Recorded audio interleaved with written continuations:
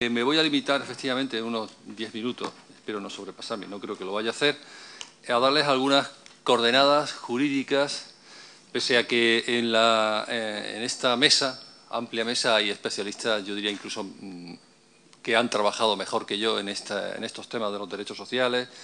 como el profesor Miguel Ángel García Herrera o la profesora Pilar Garrido, ¿no?, a los que he citado en mis trabajos sobre los derechos sociales y concretamente también el derecho a la vivienda. Bueno, lo primero que yo creo que podemos anotar es que el tema, la vivienda como un objeto científico desde las ciencias jurídicas ha sido un tema bastante marginal hasta hace poco tiempo. Yo soy autor de una pequeña y una modesta monografía sobre el derecho constitucional a la vivienda porque hace unos años el entonces secretario general técnico del Ministerio de Vivienda, un compañero y amigo, el profesor y catedrático también de Derecho Constitucional, Javier García Fernández, me hizo una proposición indecente en mitad de un domingo con un sol espléndido y acepté. ¿Eres capaz de hacer un libro sobre el derecho a la vivienda? Y dije sí, a pesar de que eso suponía un reto porque hasta en ese momento, hace unos 5 años aproximadamente, creo que esto era un tema bastante desconocido por el derecho constitucional español, pese a que nuestra Carta Magna reconoce específica y explícitamente un derecho a la vivienda dentro de un grupo de derechos sociales de las últimas generaciones,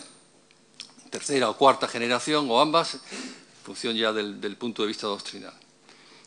Como digo, entonces era un tema marginal. Hoy, sin embargo, yo creo, y gracias también a la colaboración en ese sentido científica académica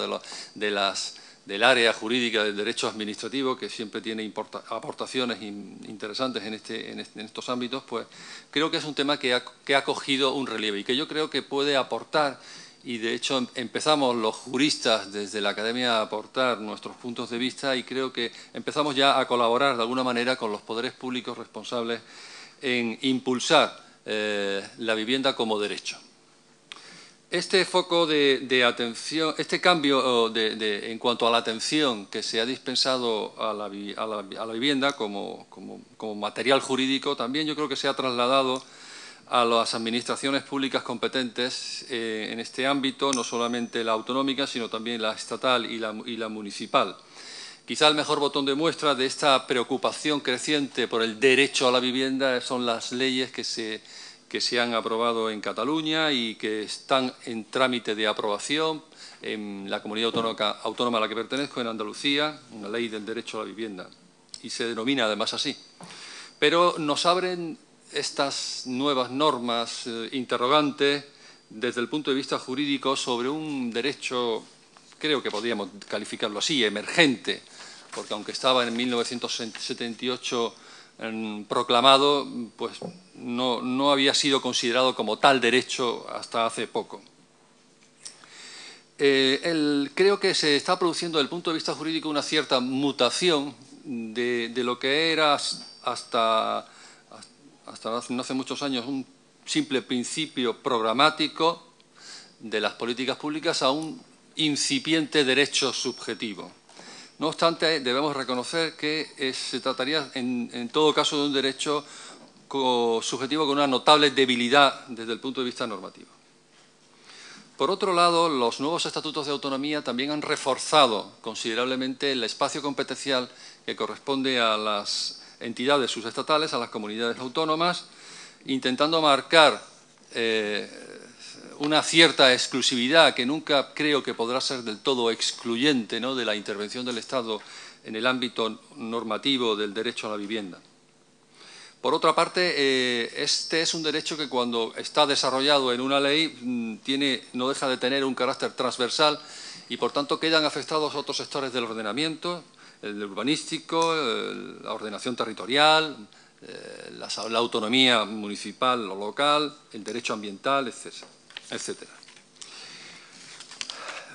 ¿Qué importancia tienen los adjetivos? Porque hablamos del derecho a la vivienda, pero a continuación le añadimos un adjetivo, o varios. Derecho a la vivienda digna, adecuada, decente, independiente. Creo que con estos adjetivos lo que se pretende fundamentalmente es mantener y en su caso elevar unos mínimos de calidad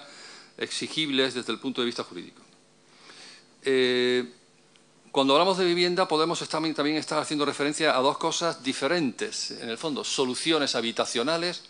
o vivienda propiamente dicha. Aquí habría que hacer una serie de puntualizaciones sobre cómo quedan recogidas en las normativas autonómicas estas dos posibilidades. ¿Qué contenido le podemos dar al derecho a la vivienda? Pues es un derecho un tanto singular, a mi modo de ver, porque el derecho a la vivienda puede implicar, o se puede traducir como un derecho de prestación, pero claro, una prestación social no al estilo de la educación, del derecho a la educación o del derecho a la salud. Podría considerarse un derecho incluso a la asistencia social, es decir, a una medida de carácter asistencial, más que estrictamente prestacional. Sobre todo en los casos de soluciones estas habitacionales para problemas de situaciones de estado de necesidad social y económica de aquellos ciudadanos o personas que se encuentran en una situación paupérrima, ¿no?, económicamente hablando. Yo creo que el derecho a la vivienda es un derecho que obliga, un derecho que exige la actuación de los poderes públicos, para promover viviendas de protección oficial o de carácter público. Este sería el contenido, en todo caso, prestacional, sui generis del derecho a la vivienda. En el caso del proyecto de ley de Andalucía del derecho a la vivienda, resulta muy sintomático un poco de esta línea de traducción que les apunto, el que el derecho a la vivienda se traduce al final en el derecho a exigir al ayuntamiento el que ponga en marcha un plan de vivienda. Y además ese derecho se reconoce en la ley, en el proyecto de ley, como un derecho exigible ante los tribunales. O sea, no tiene un contenido estrictamente prestacional, es un derecho que obliga, en todo caso, a impulsar la acción, la planificación urbana para favorecer la vivienda en condiciones asumibles y asequibles económicamente para los ciudadanos. Sin duda alguna, una de las novedades importantes que de cara al futuro habría que ver y analizar y estar atentos a qué desarrollo van a tener, me refiero al derecho a las garantías que ofrecen los estatutos de autonomía al derecho a la vivienda como al resto de los derechos estatutarios. Bueno, tenemos un hándicap que no sabemos exactamente cómo se va a solventar, que es la jurisprudencia del Tribunal Constitucional. Por el momento, la única sentencia, la 247 del 2007, ofrece pocas perspectivas, nos deja muy pesimistas ante la posibilidad de considerar el derecho a la vivienda como un verdadero derecho, como un auténtico derecho de los ciudadanos. Pero, claro, la sentencia del Tribunal Constitucional se dicta en relación con un derecho al agua que no creo que se pueda calificar como tal desde el punto de vista técnico-jurídico y sobre un marco estatutario que no ofrece, como en el caso del Estatuto de Cataluña y el Estatuto de Andaluz, un abanico de garantías que revalorizan sin duda al derecho a la vivienda que se encuentra enclavado en ese marco estatutario como derecho subjetivo. Esas garantías, sin duda alguna, creo que permiten hablar de un reforzamiento normativo, jurídico del derecho respecto del derecho a la vivienda reconocido en la Constitución. Un derecho que estaba dentro de los principios rectores, que por lo tanto se limitaría únicamente a informar a los poderes públicos.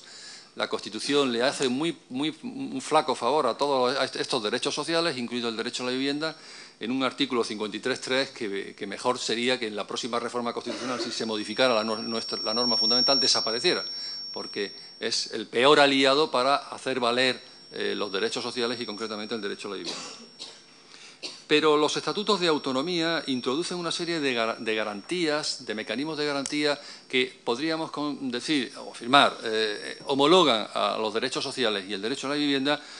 con las garantías constitucionales que se otorgan a los derechos fundamentales. Me explico. Se refieren los estatutos catalán y andaluz a un contenido que debe respetar el legislador, a una reserva de ley,